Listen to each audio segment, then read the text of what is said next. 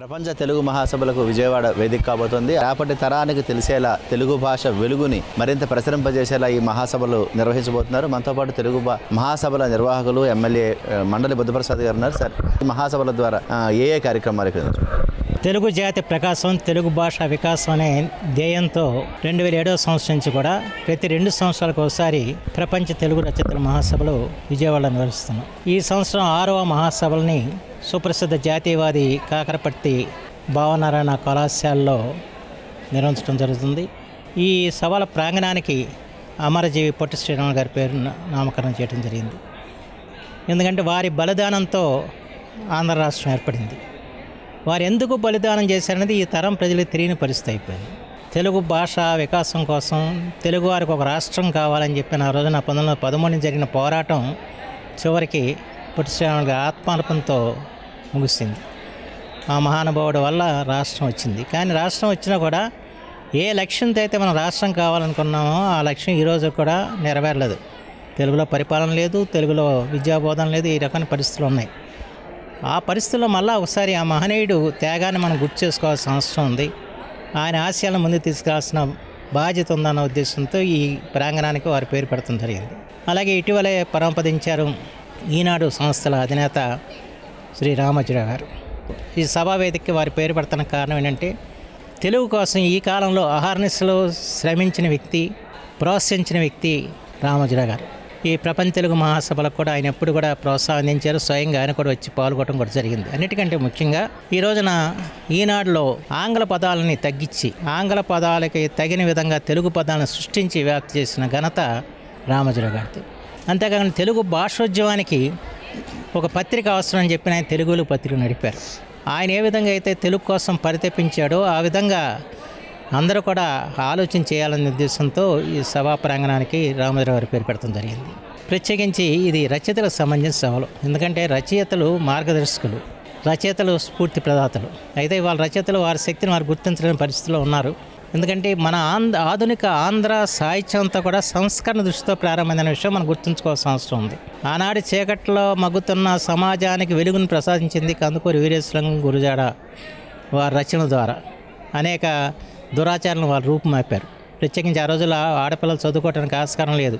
దానికి గురజాడ గారు, కందుకూరి గారు శ్రీకారం చుట్టారు. ఇవాళ ఆడపిల్లలు విద్యారంగంలో ముందు స్థాయిలో ఉన్నారు. ఇలాంటి అనేక సాంఘిక మార్పులకు కారణం రచయితలు అన్న విషయం మనం గుర్తుంచుకోవాలి. అన్ని రంగాల్లో కూడా ఒక విలువలు కోల్పోతున్న పరిస్థితి వచ్చింది. అందులో భాష సవాళ్ళను ఎదుర్కొంటుంది. ఇవాళ తెలుగు నేర్చుకునే పరిస్థితులు ఆంధ్రప్రదేశ్లో లేవు. ప్రత్యేకించి కనీసం తమ పేర్లు కూడా తెలుగులో రాసుకునే స్థితి కనపడతలేదు. అంచేత ఈ స్థితిలో మళ్ళా తెలుగుకి పట్టం కట్టాలంటే తెలుగు ప్రజల్లో చైతన్యం రావాల్సిన అవసరం ఉంది. ఆ ప్రజల్లో చైతన్యం తేవాల్సిన బాధ్యత ఎవరిది? రచయితలది. ఆ బాధ్యతను వారికి తెలియజెప్పి రానున్న రోజుల్లో తెలుగు వికసించేలాగా, తెలుగు పలుకుబడి పెరిగేలాగా మనం చేయాల్సిన అవసరం మాత్రం ఎంతైనా ఉంది. ఆ దృష్టితో కేవలం రచయితల మీద ఆలోచన చేస్తూ ఈ కార్యక్రమం చేస్తున్నాం. రెండవది, ఈ సభల యొక్క ప్రత్యేకత ఏంటంటే మార్పు. ఇవాళ సమాజంలో అనేక మార్పులు వచ్చాయి. పూర్వం తాటాకులతో గ్రంథరచన ప్రారంభమైంది. ఆ తర్వాత కాగితం సృష్టించబడింది, ముద్రణ వచ్చింది. ఇవాళ ఈ సాంకేతిక రంగంలో చాలా మార్పులు రాతపూర్వకంగాను లేకపోతే భావాల పరంగాను కూడా మార్పులు వచ్చినాయి. ఇవాళ అలాంటి స్థితిలో ఇవాళ ఈ అంతర్జాలాన్ని ఉపయోగించుకుని కానివ్వండి, ఈ వచ్చిన సాంకేతికతని ఉపయోగించుకున్నానండి తెలుగు సాహిత్యాన్ని ప్రపంచ సాహిత్యం చేసుకోవాల్సిన అవసరం ఉంది. అలాగే తెలుగు భాషను ప్రపంచ భాషగా తెలుసుకోవాల్సిన అవసరం ఉంది. ఆ దిశలో ఎలాంటి ఆలోచనలు చేయాలన్నది వాళ్ళ రచయితలు ఈ సభల్లో చర్చించాలని చెప్పి మేము కోరుకుంటాం. వాళ్ళకు ఒక దిశానిర్దేశనం చేయాలనే ఉద్దేశంతో ఇక్కడ శిక్షణా తరగతులు కూడా నిర్వహించడం జరుగుతుంది. దాదాపు 300 మంది ఇప్పటికే నమోదయ్యారు. వాళ్ళకి కవిత్వం ఎలా రాయాలి, కథ ఏ విధంగా ఉండాలి, నవల ఏ విధంగా రాయాలి, నాటకం ఇవన్నీ కూడా తెలియజేయడం జరుగుతుంది. అంచేత ఏ రచన చేసినా ఆ రచన సామాజిక స్ఫూర్తితో కలిగి ఉండాలి, సమాజాన్ని సంస్కరించే దిశలో ఉండాలి, ప్రత్యేకించి తెలుగుని వెలిగించేలాగా ఉండాలన్న ఆలోచనతో ఈ సభల్ని ఏర్పాటు చేస్తున్నాం. ఈ సభల్ని కొన్ని వందల మందికి ఇవాళ ఈ సమావేశాల్లో మాట్లాడే అవకాశం, అలాగే కవి సమ్మేళనలో పాల్గొనే అవకాశం కూడా ఇవ్వడం జరుగుతుంది. ఖర్చులు భరించి వాళ్ళ బస వాళ్ళు ఏర్పాటు చేసుకుని దాదాపు 1400 మంది ఈ రచయితలు దీంట్లో పాలు పంచుకుంటున్నారు. కార్పొరేట్ రంగంలో నిర్వహిస్తున్న సభలు కాదు, ఎవరికి వాళ్ళు నిర్వహిస్తున్నారు.